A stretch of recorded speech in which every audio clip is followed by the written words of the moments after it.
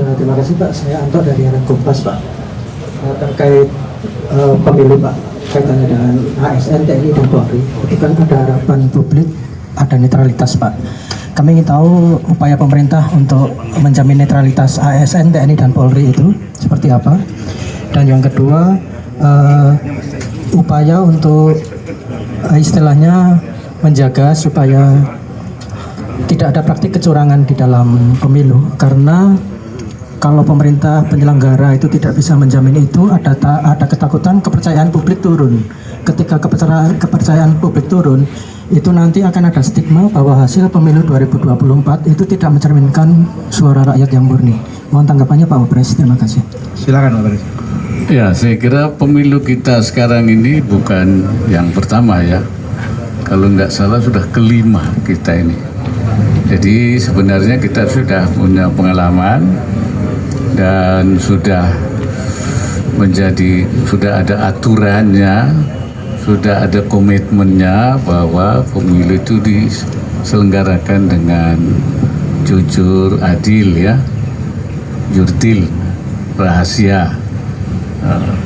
Karena itu semua petugas, aparat, ASN, TNI, Polri, semuanya sudah ada aturannya untuk bersikap netral ya. Dan itu juga sudah disampaikan oleh Bapak Presiden, dan karena itu kita memang meminta supaya di lapangan para petugas kita, pelaksana kita, baik dari TNI, Polri maupun dari ASN, itu harus menjaga netralitas. Saya kira itu komitmen bersama. Mungkin saya minta seperti apa nanti di lapangannya Panglima TNI.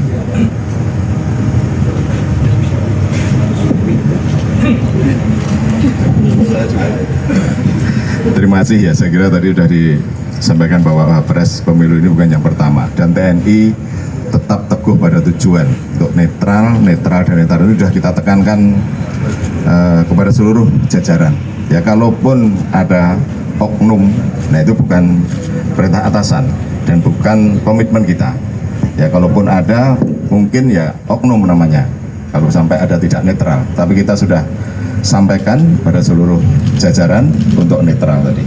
Dan saya sudah memberikan referensi arahan ya, seperti yang di gambar-gambar itu. Gambar saya kan ada di mana-mana itu, mulai Sabang sampai Merauke ada semua ya, di lingkungan TNI khususnya, tentang netralitas TNI, bagaimana teknisnya. Nah itu berpedoman pada itu saja, itu sudah mencakup semuanya itu. Kalau prajurit berpatokan pada itu pasti akan netral ya.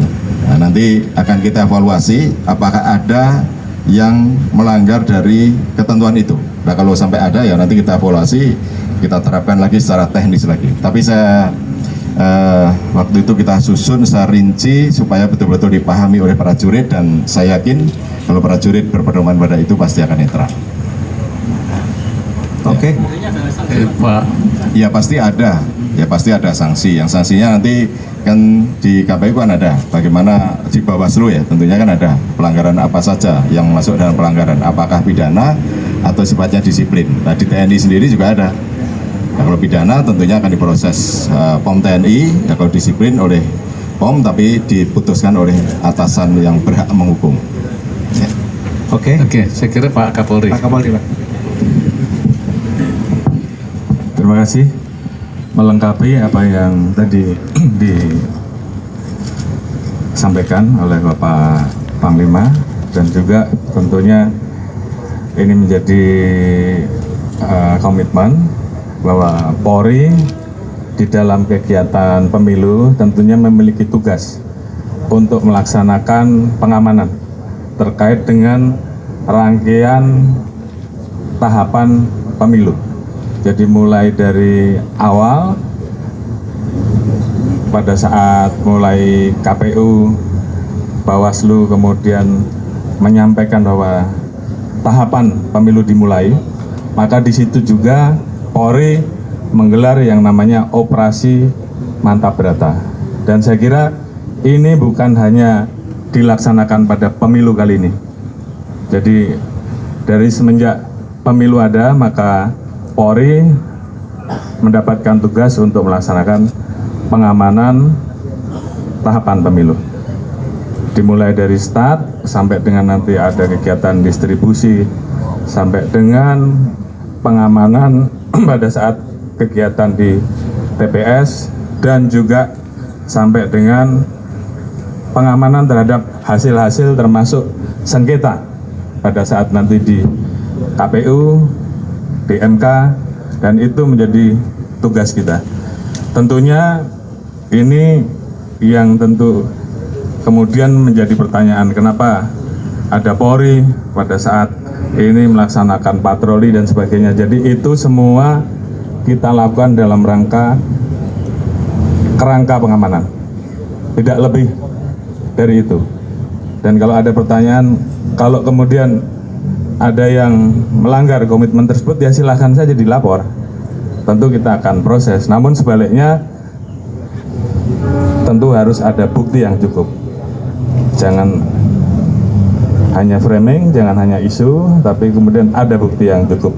Dan yang lebih utama, bahwa tugas Polri, saya kira juga sama dengan TNI, adalah bagaimana menjaga keutuhan masyarakat, keutuhan bangsa, persatuan dan kesatuan. Itu yang utama, siapapun presidennya. Karena kita sedang menghadapi permasalahan global dan kita semua harus bersatu. Dan siapapun presidennya nanti juga akan menghadapi itu dan bertanggung jawab terhadap rakyat. Jadi kita lebih mengutamakan menjaga persatuan dan kesatuan yang namanya keberagaman, Bhinneka Tunggal Ika, Pancasila. Dan itu tolong kita jaga bersama. Oleh karena itu kami selama ini selalu berkeliling untuk menyampaikan dan menyaksikan deklarasi pemilu damai. Karena itu penting buat masyarakat kita yang tentunya akan terdampak karena perbedaan pendapat, dan kita tidak ingin terjadi polarisasi terhadap anak-anak bangsa. Karena persatuan, kesatuan itu lebih diutamakan. Terima kasih. Oke, saya kira izin ya terkait masih pertanyaan ini. Nambahin lagi Pak terkait dengan netralitas juga.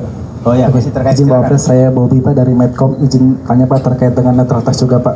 Ini kan masyarakat kan banyak yang risau atau gelisah bahwa Pak calon Panglima TNI baru kan Pak Agus kan dikabarkan dekat dengan Pak Presiden Jokowi Pak. Ini bagaimana sih tanggapannya bahwa memastikan bahwa aparat TNI ini netral nih Pak saat kedepannya. Mungkin Pak Ido sudah menyampaikan memastikan bahwa saat ini beliau sudah netral, tapi kan Pak Agus ini kan dikabarkan dekat dengan Pak Presiden Jokowi, dan yang saat ini emang dikabarkan anaknya maju menjadi calon wakil presiden. Dan ini bagaimana memastikan, kalau menurut Pak Wapres tanggapannya bagaimana, dan mungkin ada pesan Pak untuk Pak Agus Subianto sebagai calon Panglima TNI baru untuk kedepannya bagaimana? Terima kasih. Ya, saya kira komitmen TNI itu seluruhnya kan, termasuk Pak Agus, termasuk yang lain semua, dari AU, dari AL, dari Angkatan Darat, semuanya itu, dan semua aparat itu. Jadi saya kira soal dekat jauh itu relatif, saya kira semua dekat sebenarnya, itu tidak ada yang jauh, dekat semua. Tetapi tugas tetap harus dilaksanakan sesuai dengan aturan main yang sudah ditetapkan. Ya, saya kira itu.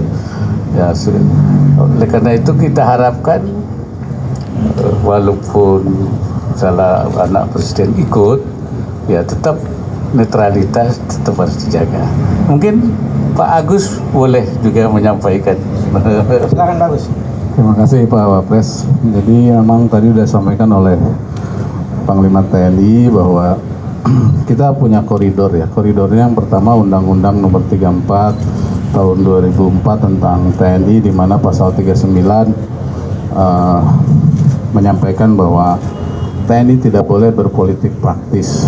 Kemudian juga apabila melanggar, ada di Undang-Undang Nomor 7 Tahun 2017 tentang pemilu.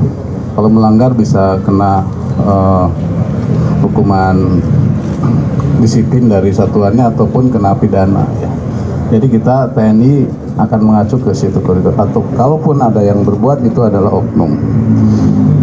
Kemudian disampaikan tadi kedekatan, karena saya tuh tidak hanya di Solo bertugas itu. Setiap saya bertugas, contoh saya pernah di Palu, saya dan rem di sana dengan Forkopimda saya dekat dengan Pak Longki, Pak Pasaungu sebagai wali kota dulu, kemudian juga terakhir saya Pangdam 3 saya dekat dengan Ridwan Kamil, dengan Pak UU, Wagubnya. Kedekatan saya hanya kerja ya, jadi sebagai Forkopimda gitu ya. Jadi Forkopimda bekerja bersama-sama, tujuannya untuk mempercepat pembangunan di wilayah tersebut, untuk meningkatkan kesejahteraan masyarakat. Kita harus bekerja bersama-sama, tidak hanya aparat Pemda saja dibantu oleh TNI, Polri, dan semua yang ada di wilayah tersebut. Jadi seperti itu ya. Oke, cukup ya? Saya kira. Saya kira cukup ya. Assalamualaikum warahmatullahi wabarakatuh.